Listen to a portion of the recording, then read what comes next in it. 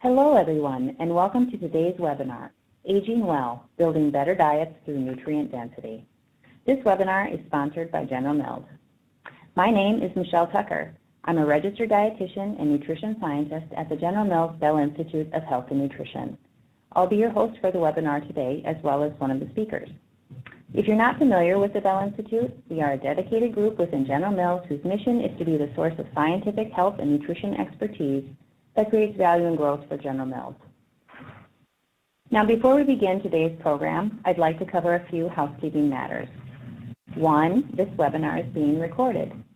2, the recorded webinar, along with the presentation slides, will be available within a few weeks on generalmillscf.com. Number 3, at the end of today's webinar, we will have a Q&A period. However, you may submit questions at any time during the webinar by using the chat feature located on the lower left-hand corner of your screen. And lastly, after the webinar concludes, you will be asked to fill out a short survey and will receive an email with links to the slides and continuing education credit certificate. With that, it's my pleasure to introduce my colleague, Chef Gilles Dessart, who will be presenting with me today. Chef Gilles received his culinary training at EHPN in Namur, Belgium, and worked for various French restaurants in Europe before relocating to the U.S. while working for Hilton Hotels. Prior to joining General Mills, Gilles was the executive chef for Sodexo, working with the Allina Hospitals and Clinics in Minneapolis.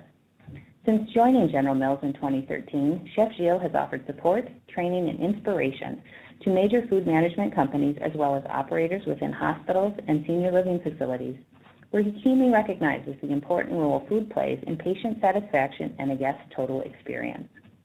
All right, with that, let's dive in. Here are the learning objectives for our webinar today. I won't read them all, but overall, we hope that you'll have a better understanding of nutrient density and how to apply it by the end.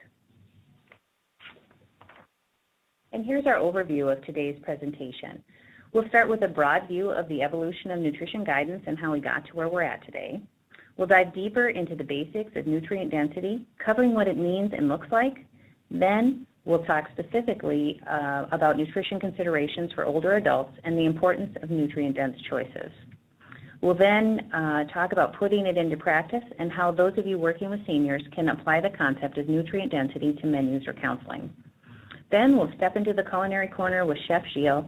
And lastly, we'll wrap up with a Q&A and address some of your questions. So what does choosing a nutrient-dense diet look like? I know many of you who have a nutrition background may already be aware of the term nutrient density, and some of you may have an idea of the concept as it relates to food preparation or maybe even in terms of your own diets. But I wanted to start with a slide to give us a visual that captures what nutrient density means and what we're talking about today. In short, it's moving from choosing foods based on single nutrients to thinking about the total nutrition package the food offers and how it might fit into a broader dietary pattern. And that brings us to our first poll question.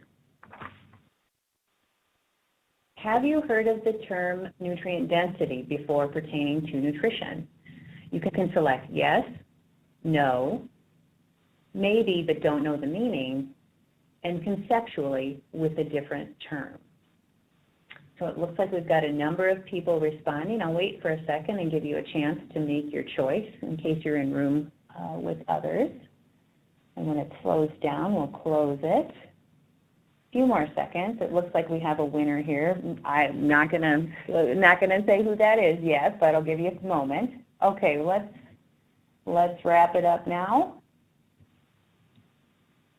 And here we have most people have identified that, yes, they know what nutrient density or have heard the term before pertaining to nutrition. So I hope as we move forward, you guys will be able to build upon that. And for those of you who answered no or maybe, but didn't know the meaning, we'll hope to clarify some of that for you as we move forward. In this section, we'll talk about the evolution of dietary guidance, where we've been and where we're going. Let's start with some recent call-outs of nutrition in the news. With the many news outlets and feeds available these days, there's something about nutrition or nutrition advice making headlines on a daily basis. This slide shows some recent snippets of nutrition news, And dramatic headlines like celebrities fighting over keto diets and people saying goodbye to sugar definitely stand out. Single nutrients and specific foods are often called out and positioned as either being good or bad in the media. And while every good action movie includes a villain, one has to wonder how we got here with a topic like nutrition. And how do we move to looking more holistically at food in our diet? It's likely that consumers are also affected by these nutrition messages in news and other outlets, and we see this playing out in the popularity of certain diets. This slide shows results from IFIC's recent Food and Health Survey. Overall, the results show that diets focusing on single nutrients have some traction with a number of consumers, specifically younger consumers in this case. Many younger adults indicated that they followed a specific eating pattern in the past year. And of the 36% of people surveyed who indicated they are following a specific diet or eating pattern, they identified the type of diet they follow in the list you see on the right. Many of these are popular diets that you may have heard about, and several of them focus on low carbohydrate principles. Often this means higher fat, higher protein, or a combination of both of those macronutrients. It's clear from this particular snapshot that some people are gravitating towards diets that cut out or minimize some food groups or macronutrients, and single nutrients are the focus for building the diet versus a more holistic view where all foods can fit. And I think this lines up with the news headlines on nutrition we're seeing as well. Now let's take a look at nutrition guidance evolution over time to see if that sheds light on single nutrient-focused diets and how we might shift towards a more holistic view of dietary patterns where the total package of the food is taken into consideration. Here we have a basic continuum highlighting the major shifts in nutrition science and guidance. And I say basic because we've certainly left off many details.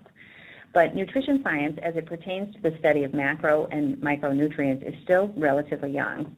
Amino acids, vitamins, and minerals were not discovered or even understood until early to mid-1900s.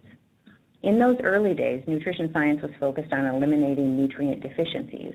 Think of like rickets and vitamin D deficiency or scurvy and vitamin C deficiency. And it also looked at single micronutrients and their role in overall nutrition and health.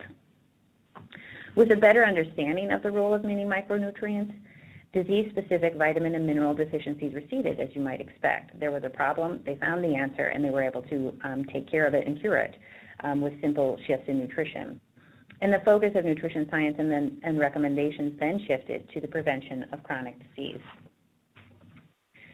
The first dietary guidelines for Americans was then released in 1980 with a culmination of all of the nutrition science that had been gathered up to that point. And the early iterations of nutrition guidance and general nutrition recommendations in the 80s and 90s focused on avoidance of negative nutrients such as sodium, fat, sugar, as higher levels of these were associated with chronic diseases. We still see that sentiment today in some recommendations of dietary guidance. However, there is a shift as the dietary guidelines place emphasis on building healthy dietary patterns and focusing on nutrient-dense choices in food groups to meet nutrient recommendations. Since the 80s, we've also been heavily focused on obesity, so there has also been an emphasis on getting nutrients within calorie needs. So not eating more foods to make up for some of those nutrient deficiencies, but eating more, but staying within calorie limits and making smarter choices. We don't know yet how the next iteration of the dietary guidelines will build upon the current guidance, but the trajectory is leaning towards building healthy dietary patterns for maintaining good health and shifting to more nutrient-dense choices. We'll talk more about the current dietary guidelines in a little more detail in the coming slides. To build on that continuum, a recent example of how dietary guidance is shifting is the FDA's intention to take a look at the healthy claim. As you may know, the term healthy is a regulated food claim with very specific nutrient criteria. The FDA acknowledges that people eat foods, not nutrients, so they are exploring how they might update the claim criteria such that it can incorporate and encourage food groups, especially the food groups that many Americans are not eating enough of, like whole grains, low-fat dairy, fruits, vegetables, and healthy oils. So more to come in this area as they continue to evolve that. Similar to how dietary recommendations affect consumers, it stands to reason that we would also see this reflected in the marketplace. In the 1980s and early 90s, the fat-free era reigned, and some of you might remember a few of those products. At this time, fat was enemy number one, and fat-free cookies and other products were completely guiltless. In the 90s and early 2000s, the promotion of beneficial ingredients like fiber, whole grain, DHA, and probiotics in food provided added nutrition that people were seeking in their foods but weren't eating enough of. Following that, was a focus on real food, where the inherent benefits of ingredients were embraced. Nuts came back into favor despite their fat content, which was shunned in the 90s.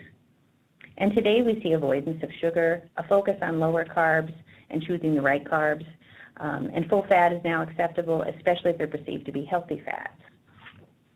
Also, we see a focus on whole foods like nuts, cheese, and fruits. Some of these principles definitely align with nutrient density, where they view a food for its total nutrition offering versus focusing on a single nutrient. So we've seen the changes over time in dietary guidance, consumers, and the marketplace from a broad perspective. I'd like to offer another point of view. I wanted to share how this translates to consumer behavior from a more personal point of view. So on here is a picture of me in high school in the early 90s. I'm the center one there, and I'm in a marching band uniform, lest you think that that is some horrible school uniform, but it is for a marching band. It was at this time that I decided to become a dietitian, and while there were many factors that influenced that decision, one notable one was definitely the nutrition landscape at that time. As we talked through in the previous slide of nutrition guidance, this period in the late 80s and 90s was all about ridding the diet of fat. In that era, eating too much fat made you fat, was the general belief. And during this time, Oprah was also very popular, and Oprah did lots of shows on dieting. If Oprah was interested in it, you could bet that most of the female population also was interested in it, and that information focused on fat as the villain, which was the time period. So I personally remember focusing only on fat, and then total calories secondarily when I was choosing foods. But I didn't really know how much of either of those I needed or what was even a good amount, but I definitely knew that less of each was better. I remember going to the grocery store with my mom and comparing products and choosing the ones with less fat and lower in total calories, and not paying attention to anything else on the package. As my mom was also a chronic dieter during that time, she was on board with it, and it was something we did together. This developed into many unhealthy eating patterns as a teen and young woman. But if I fast forward to today, after years of being in the nutrition field and living through some of these other eras of nutrition information, I like to think that I choose foods more holistically most of the time, based on the total nutrition package that they offer. And while fat still comes into play for me due to hereditary background, it's not the determining factor anymore. And now, as a parent, I have an even different view. My older son is coming home talking about limiting sugar and looking only at sugar or added sugar on the nutrition facts panel because this is what he's learned at school. And it's a clear example of how nutrition information affects consumers depending on the time period. Our starting points, though, are a little bit different. I came up during the era of fat-free, and he's now coming up during an era when sugar is the bad guy. We have conversations about why it's important to look at other things the food provides for his growing body, and I hope that I'm helping him develop a more holistic view of the nutrition foods provide versus focusing on a single nutrient of a food. I try to avoid using terms like food that is bad for you, but say what a better choice might be if he makes a request. We also talk about amounts of food and appropriate size because having ice cream most days in the summer happens, especially when you're 10. And it's quantity that counts on some of those more energy-dense foods. So while my personal nutrition conversation has shifted, it's not mainstream. But wouldn't it be great if we could all get there? So I think that transitions nicely into our next section of getting back to basics with nutrient density. As I mentioned earlier, we want to shift from the idea of avoidance of specific nutrients to looking at the total nutrition foods provide. Nutrient density is actually a key principle of the dietary guidelines, and these provide guidance on how to eat healthy for maintaining good health and reducing risk for chronic diseases. The 5 main guidelines are here on the slide, and I'll just call out a few points from each of them. Starting with the first one there, follow a healthy eating pattern across the lifespan. The focus is on making good choices to build a healthy eating pattern over time and following it throughout your life. Focus on variety, nutrient density, and amount. And if I had to star any one of those guidelines, this would be the one I would choose, which kind of sums it up for everybody.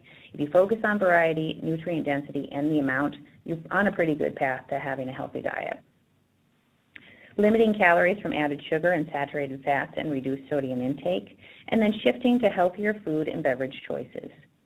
You'll see there's still the call out on some specific nutrients to limit based on nutrition science, but building healthier eating patterns uses variety and nutrient density is at the core of this. So how is nutrient density defined? Whether or not the term nutrient dense is new to you, you may wonder if there's an actual definition. Nutrient density is typically thought of as getting more nutrition for the calories it provides or a bigger bang for your nutritional buck. While there isn't a universal definition, nutrient-dense foods tend to be perceived as helpful or contributing to good overall nutrition. They can come in all forms, like fresh, frozen, canned, or shelf-stable. The dietary guidelines also define nutrient density. Their definitions on the slide here, a characteristic of foods and beverages that provide vitamins, minerals, and other substances that contribute to adequate nutrient intakes or may have positive health effects with little or no solid fats and added sugars, refined starches, and sodium. They go on to say that healthy eating patterns can accommodate other nutrient-dense foods with small amounts of added sugars such as whole grain breakfast cereals or fat-free yogurt. This provides additional context for making good choices. And I think we can all agree that foods that don't taste good won't get eaten. So sometimes the addition of other nutrients can help them taste better and make that good nutrition more palatable. Is the nutrient density of a food quantifiable, or is it subjective? I think people generally agree on the concept of nutrient density because it makes sense. But can the nutrient density of a food be quantified? The answer, as with most things in life, is, well, it depends.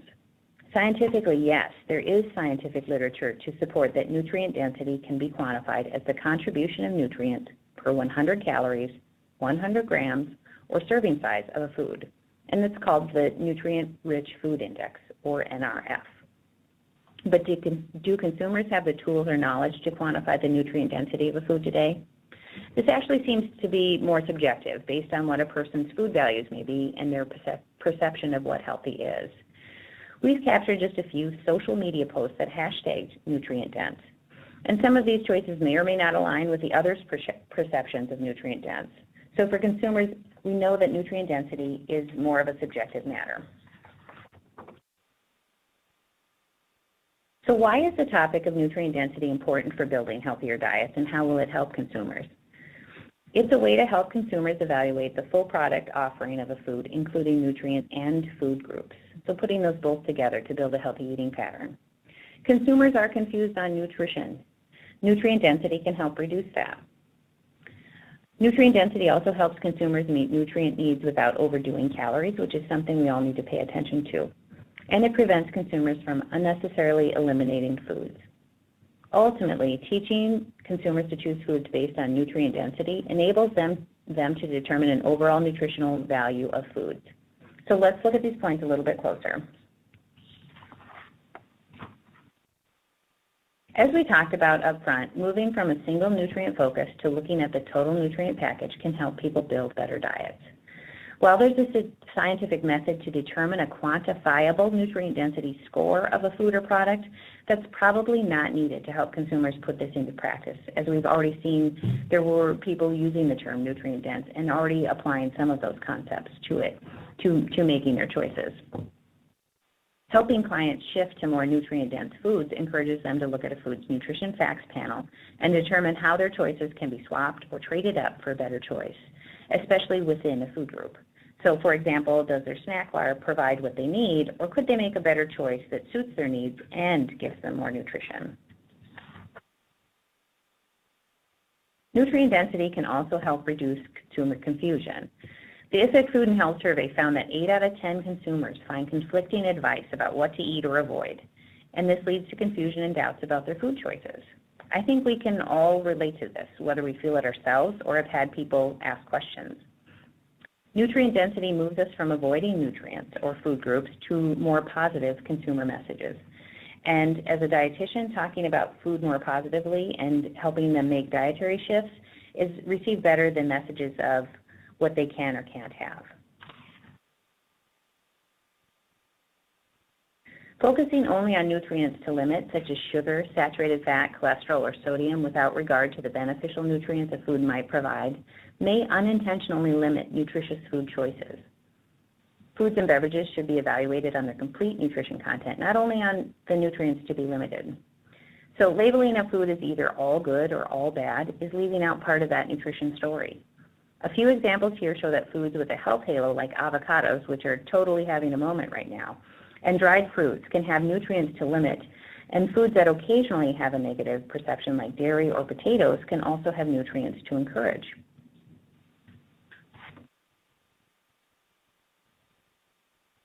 Processed foods as a whole sometimes are viewed negatively as well, whether it's in news outlets, in certain diets, or by consumers, or even by some health influencers. The graphs in this slide from recent research show nutrient contributions of minimally processed foods to processed foods, and what those daily nutrient intakes are, contribution of those nutrients are in a day. Across the board, all types of foods can be nutrient dense and make significant nutrient contributions to the diet, regardless of their processing.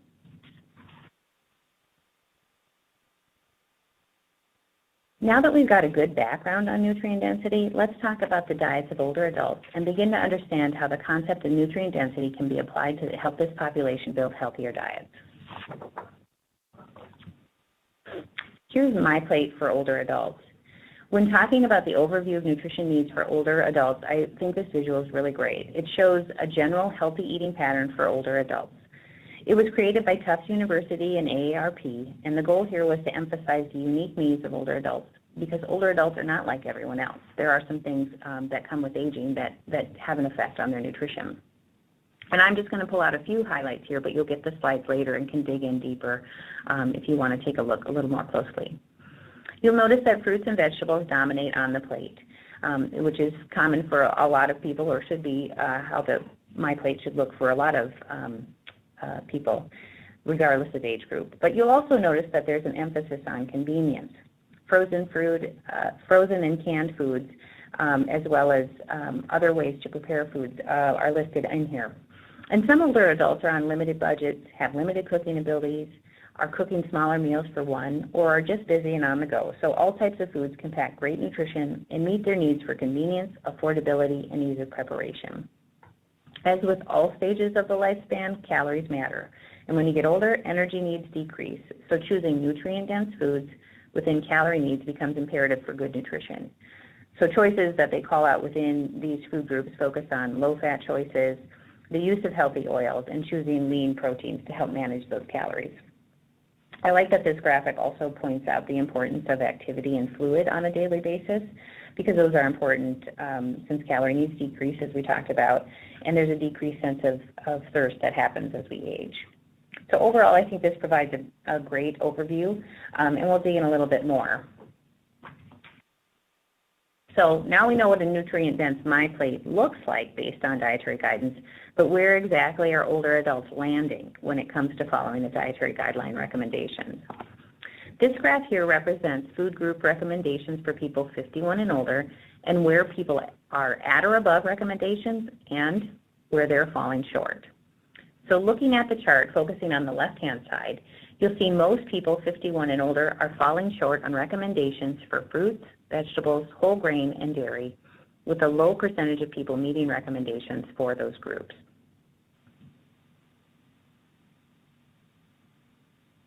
I don't have the graph representing the total population in this presentation, but in general, fruits, vegetables, and whole grains are where most people are falling short. Dairy is also a concern for several groups within the population, and older adults are among those people. Falling short of some of those important food groups means consumers are also falling short on meeting specific nutrient recommendations. You can see a high percentage of people not meeting recommendations for several nutrients here on the slide here. Dairy, for example, would be a top contributor of calcium, vitamin D, and potassium, and we just learned that they are falling short on those food groups. So they're falling short on the food groups, which means they're also falling short on these important nutrients. Older adults tend to fall short on what the dietary guidelines have identified as nutrients of public health concern. Calcium, potassium, fiber, and vitamin D are those 4 nutrients. People could be falling short for a variety of reasons related to aging and chronic disease or other difficulties, but finding nutrient-rich options for the diet can help maintain health. This may include fortified foods like breakfast cereals and yogurt, or supplements to help people meet those nutrient recommendations. As an example, ready-to-eat cereal can contribute at least 20% of several key nutrients, including whole grain and fiber, to the total daily dietary intake of older adults. This graph is for cereal eaters, and it demonstrates that cereal can have a significant impact on daily nutrient intake. It also shows how nutrient-dense options can help people meet or at least close the gap on some of those recommendations.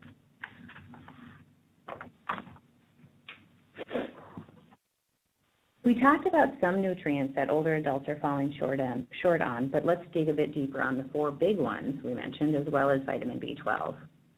For several of these nutrients, you'll see that fortified foods and or supplements may help people reach the recommendations. And it's especially true when you're talking about decreased intakes in the much older adults, or dealing with older adults who are managing their weight or have other health conditions that might limit their intake. So let's start with fiber. We saw earlier that most older adults are not meeting the recommendation for fiber. The average intake is actually 17 grams of fiber a day, but the adequate intake for fiber is 25 grams per day for women and 38 grams a day for men. In addition to being associated with a reduced risk for chronic disease, more short-term benefits of fiber are related to regularity and gut health. So from a food source perspective, choosing high-fiber cereals or making beans and fruits and vegetables, and definitely fruits and vegetables with their skins, can help increase that fiber intake. But you can see that getting to 25 grams a day or 38 grams a day for men can be a difficult task without making some very conscious fiber-rich sources. Let's move on to potassium. Potassium's primary function is related to blood pressure regulation, and low potassium intakes increase the risk for high blood pressure, especially when combined with high sodium intakes, which sometimes happens as people get older and they're maybe adding salt to their foods, or certain medications may have sodium within them. So this is an important one to watch. Low potassium intakes are also linked to kidney stones and decreased bone density, which is something to pay attention to as people age as well. Food sources, as I mentioned earlier, for potassium include dairy foods, potatoes, dried beans, and bananas. So some limited sources here, but dairy tends to be a key contributor of this. Calcium is the key mineral in building and maintenance of healthy bones throughout the lifespan, and low intake is associated with greater risk of fractures, especially in older adults. Sources are definitely highest in dairy foods, but they can also be found in other food groups as well. And fortified foods and supplements may help older adults achieve the recommendations that they need if they're having a limited intake or aren't particularly fond of dairy foods. Vitamin D. Interestingly, without sufficient vitamin D, only 10 to 15% of calcium is absorbed. They are vitamin and mineral partners in absorption. As one gets older, the skin production of vitamin D declines, and so vitamin D is difficult, and also vitamin D is difficult to obtain from food sources alone. Because of this, it's recommended that vitamin D supplementation be added to help people reach the recommended levels. Foods fortified with vitamin D, like some breakfast cereals, yogurts, and soy beverages, can help people meet recommended intakes. Fatty fish, egg yolks, and mushrooms are the top nutritional sources of vitamin D, but they might not be high on a patient's list. And lastly, let's touch on vitamin B12. 30 to 40% of older adults have challenges absorbing food-bound vitamin B12, and synthetic B12 is therefore recommended for older adults to help with the absorption, whether it's in fortified foods or in supplements. It's important for protein metabolism, the formation of red blood cells, and the central nervous system. So I think together all of these kind of point out it can be very hard to build a conscious, nutrient-rich diet without some effort, and it's easy to see how people would need a little help with this. What about protein? It's a nutrient we hear a lot about today, for sure, with some of the popular diets. And as we saw from the dietary intake research in the previous slide, some older adults are falling short on this food group recommendation. Aging bodies process protein less efficiently and therefore need more protein for important physiological functions such as maintaining muscle mass and strength, which we know is so important, and for bone health. Both of those very important as one ages. This is true for healthy older adults as well as those that have chronic and acute illnesses. Many factors affect protein intake, like reduced appetite, dental issues, impaired taste, and swallowing problems, among others. To add on, more sedentary lifestyle leads to a risk for deteriorating muscles and compromised mobility, which then can lead to an eventual loss of dependence. So it becomes a really vicious cycle, and one that you want to try and, of course, minimize, prohibit, or prevent even if you can. You can see the general protein recommendations in grams per day here on the slide, and it's encouraged that people get protein from a variety of sources. A few examples include dairy foods, eggs, lean meats, and fish, as well as nuts and nut butters. And hopefully that accommodates the needs of people regardless of their chewing status as well as their taste preferences. Now let's take a look at nutrient density and how we might put it into practice. So how do we help clients shift from a single nutrient focus to looking at the nutrient density of their meals? Let's take a look at a few examples of how we shift foods to more nutrient-dense choices, just to give you a few ideas and apply in your own situations. Here I just put a few examples of what it might look like to shift to more nutrient-dense food choices within food groups. You can view it as trading up on your nutritional currency in order to get the biggest bang for that buck. And while I didn't put in specifics, there could be multiple stepwise options to help people shift to a more nutrient-dense eating pattern. Conversely, when you're dealing with individuals, there may be foods that people will not budge on. Depending on your client or patient base, you may allow more individual flexibility or need to slowly move a menu towards nutrient density in small steps. Some things that you may want to think about depending on your facility is that if you offer grab-and-go breakfast items, what shifts would you make to include more nutrient-dense choices in your current offerings? And if you provide snack options, what's an array of choices that helps clients choose more nutrient-dense choices or offers a spectrum that will meet all preferences and allow some to choose nutrient-dense choices when they're ready for it? On this slide, we have a tale of two breakfasts. Neither of them bad, but both show options and how with some shifts towards more nutrient-dense selections, you can increase the nutrient density. The breakfast on the right has lower energy density or calories, but a higher nutrient density and may even be a little more volume in food overall.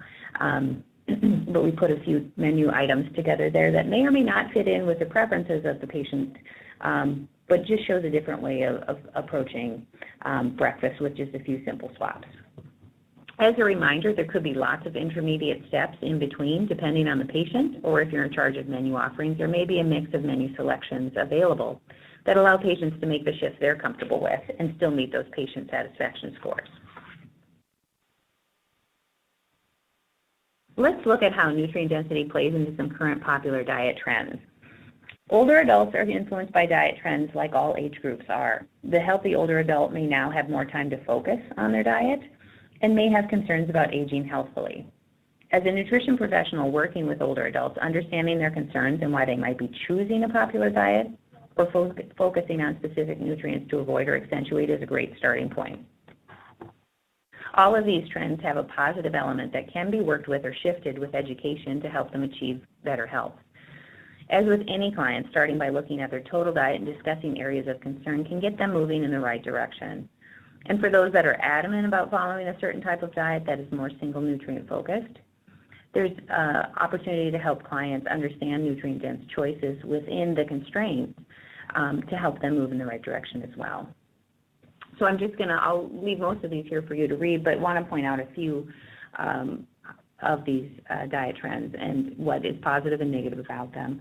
So if we look at sugar avoidance, certainly a reduction in higher sugar foods that offers an opportunity to reduce higher sugar foods that offer little nutrients. But it could also, depending on the interpretation of sugar avoidance, lead to an avoidance of fruit or dairy and missing out on key nutrients from those important food groups. Looking at low carbs, which is something that I hear from older adults, quite a few, just in general life. I don't work directly with patients, but minimizing intake of some of the refined carb sweet treats is certainly a good thing, but it could mean that carbohydrates, which are fortified or enriched, means that they're missing out on some key nutrients from those. And for those that are calorie focused, it might help with weight management, which is good, but it's not focused on the quality of the calories that they're consuming. So helping them make some good choices within food groups could really plus up the nutrition in there. So how does nutrient density apply to the patient or resident who may already have a compromised health status? This definitely presents some challenges, but I would add that in this instance, nutrient density becomes of the utmost importance. Helping them get the most nutritious selections on a limited diet can ensure they're making every calorie count. Challenges in this population could be a decreased appetite, sense of taste, problems swallowing or chewing, or other disease states that create additional dietary restrictions. Broadly speaking, an individualized approach may be the best option for these patients, but understandably, challenges in budget and staffing may prove this to be more challenging. As a nutrition professional, assessing their needs, finding solutions that address their particular issues, which likely means a close collaboration with the food service team, and then plussing up with nutrient-dense options can help set the patient up for success or may prevent further decline. In many cases, calories and protein seem to be the focus in these patients who are looking for ways to optimize their intake with nutrient-dense food choices. Including fortified foods or supplemental beverages may be a part of your nutrition arsenal that helps them. Before I turn it over to Chef Gio, I want to wrap up with a few points we covered. Nutrient density is recognized as a key principle of the dietary guidelines. Helping people make nutrient-dense choices within calorie needs can help them meet dietary recommendations. Building eating patterns based on nutrient-dense food choices can help older adults meet those nutrient and food group recommendations that many of them are falling short on today. Using fortified foods and foods that are fresh, frozen, canned, or packaged can help older adults meet recommendations as well as meet their unique dietary needs and needs for convenience and preparation. And shifting to more nutrient-dense food choices and meals may require small steps to help people make and accept dietary changes. And now, I'll turn it over to Chef Gio for our Culinary Corner.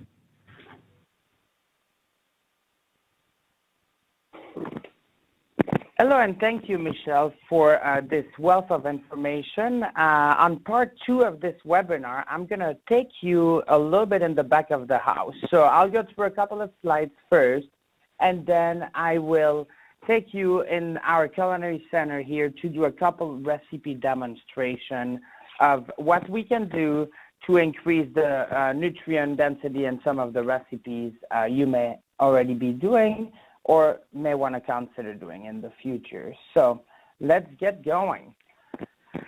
So I'll take you to 4 different ways that I think are the easiest and also the more impactful of how you can change little things on your menu to increase the nutrient density of the food you're serving while really keeping the great feedbacks and keeping your patients or residents happy while you do that. So the first thing you can consider doing is shift the ingredients to some ingredients that may be more dense in nutrients. So for example, and I have only put a couple examples here, but you could definitely do it with a lot more of the ingredients that you're already serving. But we could replace ground beef with turkey in some of the dishes you are making. We could use some plain yogurt instead of butter or sour cream in some of those recipe or dressing or sides that you are making.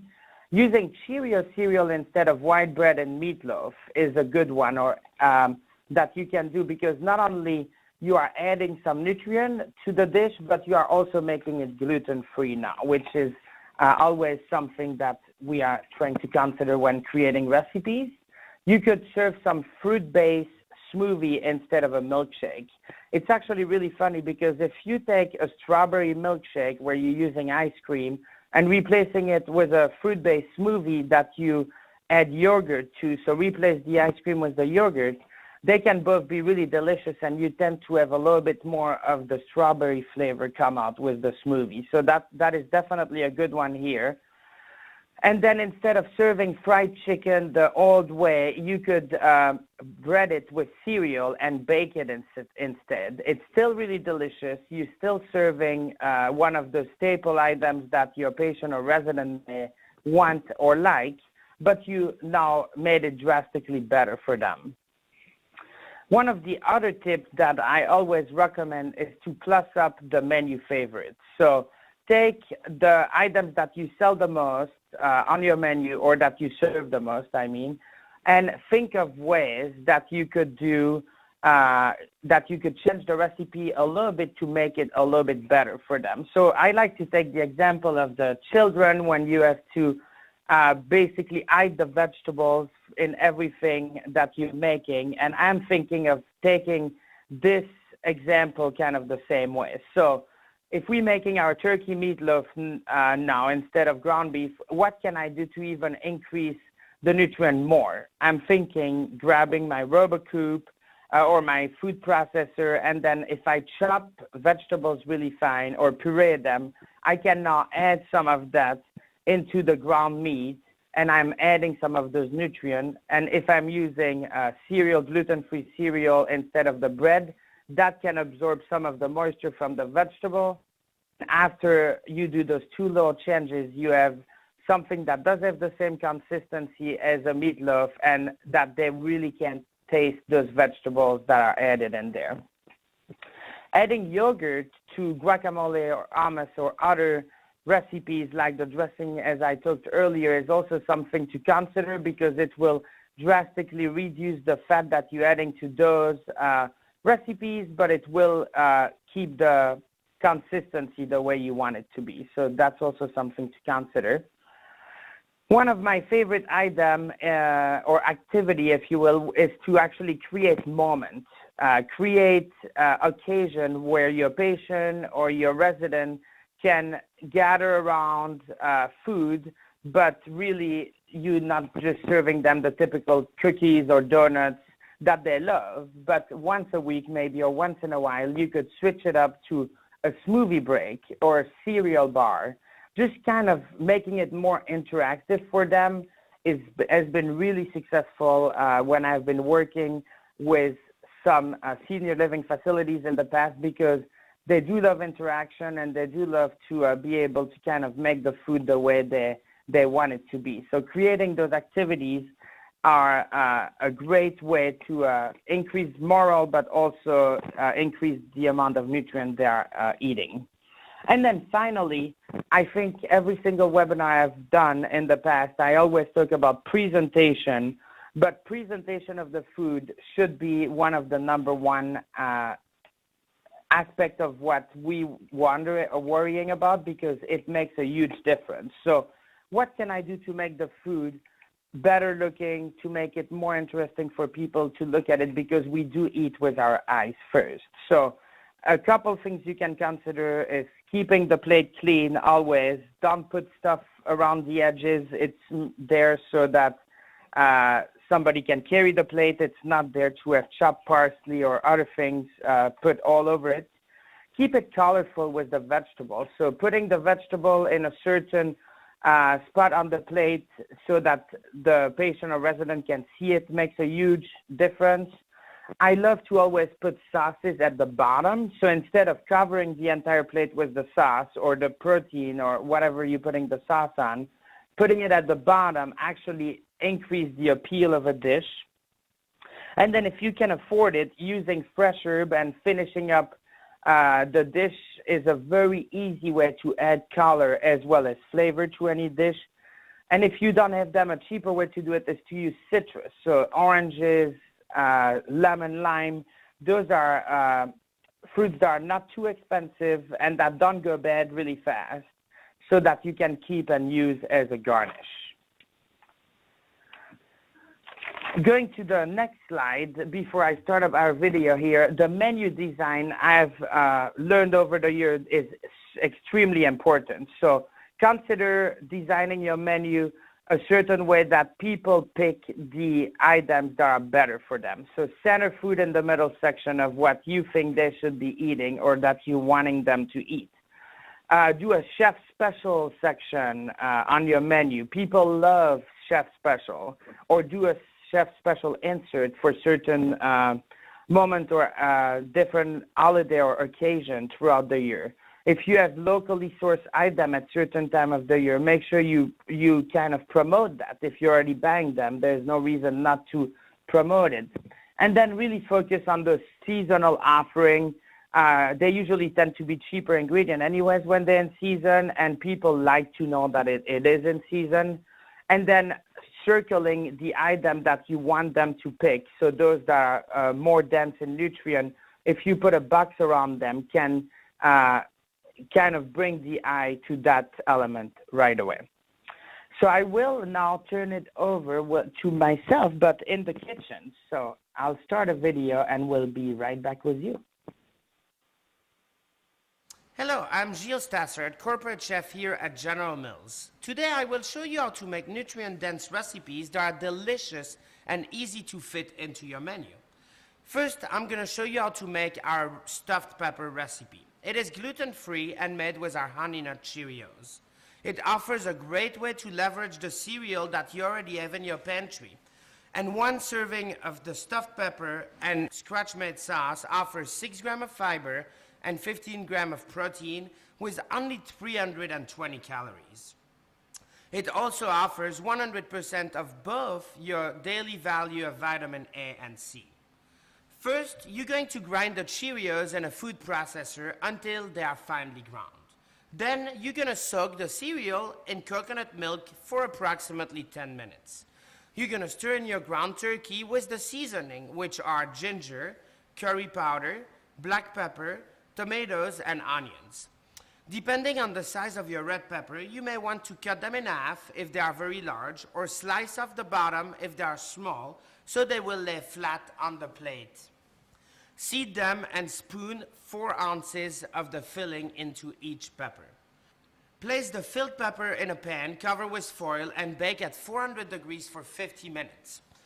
While the peppers are baking, let's make our homemade sauce. Combine oil, onion, garlic, chili powder, brown sugar, milk, garam masala, and ginger in a pan, and sweat them. Add your canned diced tomato and tomato sauce, and simmer for 40 minutes on low heat. Once your sauce and peppers are done, grab a plate and place 1 pepper with 1.5 ounces of sauce over it. You can serve this dish with any side your customer may want. Next up, we're gonna make our strawberry field parfaits. Parfaits are another great way to help patrons meet their fiber requirements while also adding vitamin D. Today, I'm going to show you how to make an easy parfait that combines crunchy rice checks with our Yoplait parfaitPro low-fat vanilla yogurt for a delicious breakfast or snack. 1 6-ounce serving is only 140 calories and offers fiber plus 15% of the daily value of both vitamin D and calcium. So let's get started. The first step is going to be the yogurt. Simply tear the package open and squeeze a half cup for each serving. parfaitPro makes yogurt as back-of-the-house friendly as it can be. Less time, labor, mess, and waste, while keeping the Yoplait flavor your patron love. Next, place the 1/4 cup of strawberries into each cup. Parfait works great with frozen, fresh, or dried fruit, making it easy to work with ingredients you have on hand or with seasonal ingredients. Top each parfait with a 1/4 cup rice checks, a gluten-free favorite to add crunch, and serve this delicious parfait. The next recipe we're going to make is our delicious chocolate mousse. One tip to help patients with decreased appetite or dysphagia is to menu flavorful, easy to swallow dessert and snacks that deliver a nutritious punch. Today, I'm going to show you how to make a decadent gluten-free chocolate mousse using our Yoplait parfaitPro low-fat vanilla yogurt. Its smooth, creamy texture meets all levels of a dysphagia diet. First, add the yogurt and whipped topping to a large bowl. To open the yogurt, you just need to tear and squeeze. No scooping or utensils needed.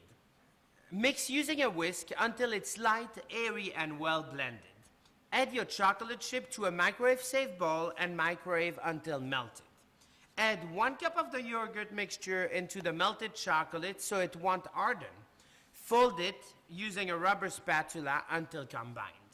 Once all the chocolate and yogurt are combined, transfer into a piping bag using a rubber spatula. Pipe 2.5 ounces for each portion and serve. At General Mills, we have a host of recipes available to help inspire your creativity and incorporate more nutrient-dense food onto your menu. I will show you one more for today, our Falafel-style Greek yogurt hummus. It's using our YoplaitGreek plain yogurt. This recipe is a great way to offer fiber and protein in a creamy format that can be menued as a snack, a condiment, or part of an entree. First, toast cumin in a sauté pan for 3 to 5 minutes until fragrant. Next, combine the toasted cumin with the garbanzo beans, olive oil, lemon juice, garlic, cayenne pepper, salt, and the Greek yogurt in the bowl of a food processor. Blend 3 to 5 minutes until your ingredients are truly combined and smooth. Add the hummus to a separate bowl and mix in the last ingredients, which are the tahini, sesame seeds, paprika, turmeric, onion powder, and garlic powder. To serve this delicious hummus, place in the serving dish and top with sesame oil and sesame seed as a garnish. This pairs well with fresh vegetable for a nutritious snack, as a spread on a sandwich, or as a topper on your dinner entrees. You can find this Greek yogurt hummus recipe, the other recipes I've shown you today, and much more on our website at generalmillscf.com. Have a wonderful day.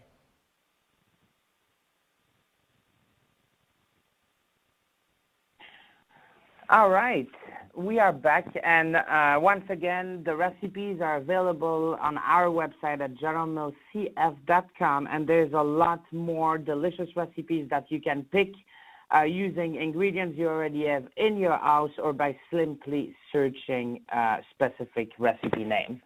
All right, Michelle, I will give it back to you. Great. Thanks, Chef Gilles. And now let's begin our Q&A. We've received some really great questions, so thank you all for your participation and engagement. As a reminder, for those of you who would still like to submit a question, please use the chat feature located in the lower left-hand corner of your screen. I'm going to kick this off with a question for Gilles first. Chef Gilles, in your slides, you talked about a cereal bar. Can you elaborate on that or other activities that are used to help people build a nice array of nutrient-dense selections?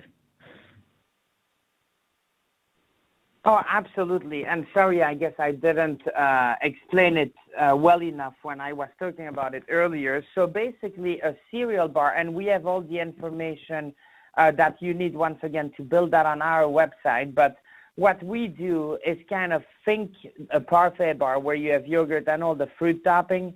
We're basically doing the same thing with cereal so that people, patients, residents, students, anybody that's going to participate in this concept can make their own cereal. So we put lots of different cereal kinds on the bar.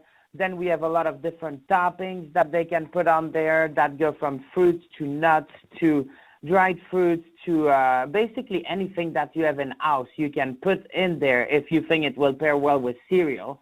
So they can create that, and then they can either eat it as a snack, dry, or they can pour milk like they would eat cereal on like a regular way. So I hope that does explain and more detail of the question you were looking at.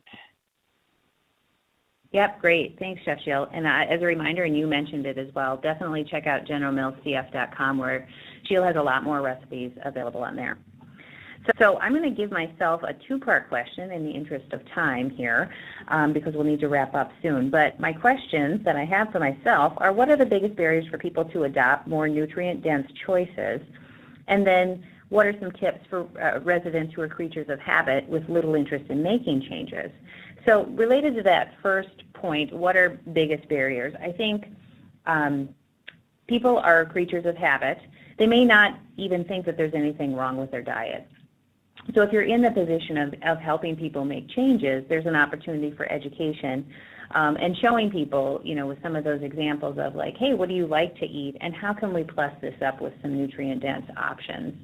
For those that have little interest in making changes, how can you look at them and help them make small changes? So we start within food groups on building nutrient-dense choices and make them stepwise. So somebody's probably not going to go from a jelly donut to a bagel, a whole wheat bagel with cream cheese and a bit of jam, right? So there's probably some steps in between. And also portion size, I think, makes a significant importance here, because not only is portion size important, but also that would add additional calories. So if somebody would like a large muffin for breakfast, can you make mini muffins and still appease that need for having muffins, but then use that opportunity to fill their plate with other things like fruits and yogurt to help make that more nutrient dense than what they would have filled up on? And with that, I'm afraid I'm going to have to wrap up, but I do thank you all for the great questions and your time. As mentioned earlier, you'll be asked to fill out a short survey at the conclusion of this program, and we'll be receiving an email that will include links to the slides presented today and the continuing education certificates.